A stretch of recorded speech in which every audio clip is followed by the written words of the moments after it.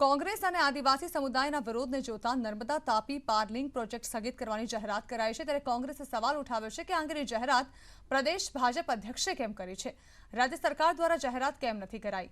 વિધાનસભામાં નેતા વિપક્ષ સુખરામ રાઠવાએ આક્ષેપ કર્યો છે કે ચૂંટણીને જોતા પ્રોજેક્ટને સ્થગિત કરવાની જાહેરાત કરાઈ છે। કોંગ્રેસે આ મામલે સરકાર સમક્ષ શ્વેતપત્ર બહાર પાડવાની માંગ કરી છે। વાંસાથી કોંગ્રેસના ધારાસભ્ય અનંત પટેલે આક્ષેપ કર્યો છે કે આદિવાસીઓ મુંબઈ અને દિલ્હી કોરિડોરનો પણ વિરોધ કરે છે। તેમણે સરકાર પર નદીઓનું પાણી ઉદ્યોગપતિઓને આપવાનો આક્ષેપ કરતા કહ્યું કે કોંગ્રેસનું આંદોલન ચાલુ રહેશે।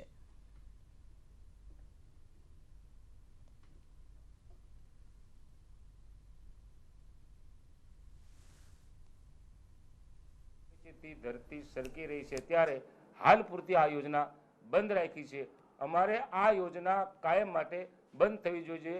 મને ખ્યાલ છે ત્યાં સુધી 2010માં તત્કાલીન મુખ્યમંત્રી હતા નરેન્દ્રભાઈ મોદી, મહારાષ્ટ્રના મુખ્યમંત્રી અને કેન્દ્રના મંત્રી, આ ત્રણના મંત્રીથી જે એગ્રીમેન્ટ થયું છે એ એગ્રીમેન્ટ રદ થવું જોઈએ એવી અમારા આદિવાસી સમાજની માંગણી છે। વેદાંતા ઝિંક પ્રોજેક્ટ સોનગઢના જે ડોસવાડામાં બનવા જઈ રહ્યો ત્યાં પણ એક મોટું આંદોલન થઈ ગયું હતું અને તેને મોકૂફ રાખવાની વાત છે, પરંતુ એના MOU રદ કર્યા નથી।